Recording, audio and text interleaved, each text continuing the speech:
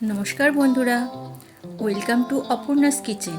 আজ আমি আপনাদের দেখাবো কাঁচা আমের টক ঝাল মিষ্টি আচারের রেসিপি। এটি গরমের অন্যতম রেসিপিগুলির মধ্যে একটি, যা 8 থেকে 80 সকলেরই পছন্দের একটি ডিশ। তো চলুন আর দেরি না করে রেসিপিটি দেখে নেওয়া যাক।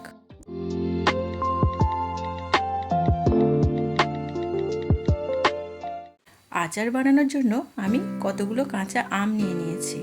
এবার আমগুলো পরিষ্কার করে ধুয়ে নেব। তার জন্য আমরা গামলাতে পরিমাণ মতো জল নিয়ে নেব। এবার আমগুলোকে এক এক করে এইরকম ভালো করে ধুয়ে জল থেকে তুলে নেব।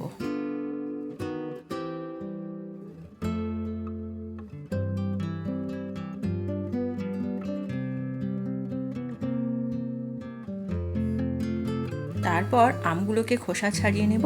প্রথমে আমের বোটার কাছটা কেটে বাদ দিয়ে দেব। তারপর আস্তে আস্তে পুরো আমের খোসাটা ছাড়িয়ে নেব, ঠিক এই রকম ভাবে।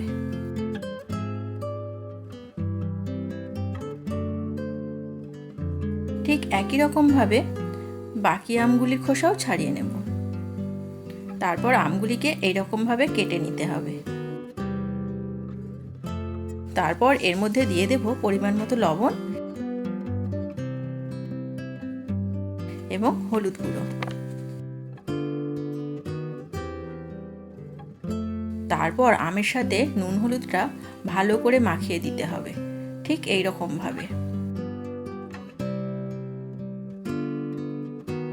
তারপর পুরো জিনিসটা একটা বড় থালার মধ্যে ঢেলে ভালো করে চাড়িয়ে দেব এবং রোদে দিয়ে শুকিয়ে নেব 3 থেকে 4 ঘন্টার মতো। তার মধ্যে আমরা তৈরি করে নেব আচারের মশলা। তার জন্য আমি ওভেনে কড়াই বসিয়ে তার মধ্যে দিয়ে দিলাম গোটা ধনে, জিরে, মৌরি, 5 ফোড়ন ও শুকনো লঙ্কা। এবার এগুলোকে শুকনো খোলায় কিছুক্ষণ নাড়াচাড়া করে ভেজে নিতে হবে। দেখছো বন্ধুরা, মশলাগুলো ভাজা হয়ে গেছে। এবার আমি এটা একটু ঠান্ডা করে নেব। তারপর এটাকে মিক্সচার মেশিনের সাহায্যে গুঁড়িয়ে নেব। আপনারা চাইলে শিলনোড়াতে অথবা হামালদস্তিতেও গুঁড়ো করে নিতে পারেন। দেখছো বন্ধুরা, আমাদের আচারের মশলা রেডি হয়ে গেছে। এবার আমরা আমটা রোদ থেকে নিয়ে চলে আসব। দেখছো বন্ধুরা, আমের পিসগুলি রোদে শুকিয়ে গেছে। এবার কড়াইতে দিয়ে দেব সর্ষের তেল। তেল গরম হলে তার মধ্যে দিয়ে দেব তেজপাতা, শুকনো লঙ্কা আর 5 ফোড়ন। এবার এটাকে একটু নাড়াচাড়া করে নেব। তারপর এর মধ্যে কেটে রাখা আমের টুকরোগুলি দিয়ে দেব।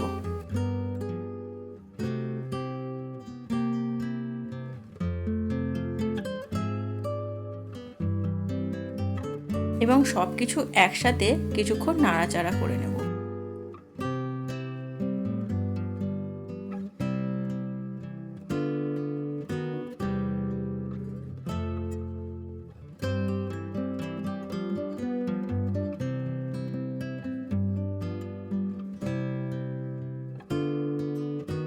এবার এর মধ্যে দিয়ে দেব লবণ পরিমাণ মতো।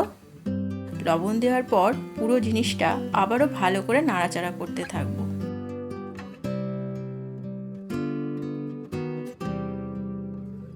এবার এর মধ্যে দিয়ে দেব আমের আচারের মেন জিনিস, আখের গুড়, যেটা ছাড়া আচার অসম্পূর্ণ।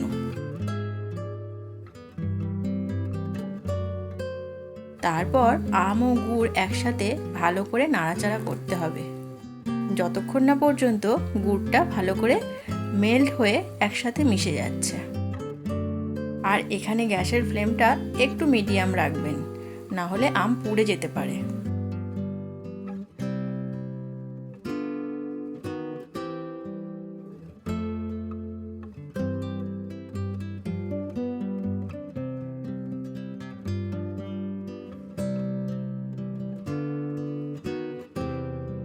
দেখছো বন্ধুরা, গুড়টা সুন্দরভাবে মেল্ট হয়ে গেছে। এবার এটাকে আরও কিছুক্ষণ ফোটাতে হবে, যাতে আমের টুকরোগুলোর মধ্যে আচারের স্বাদ ভালো করে ঢুকে যায়।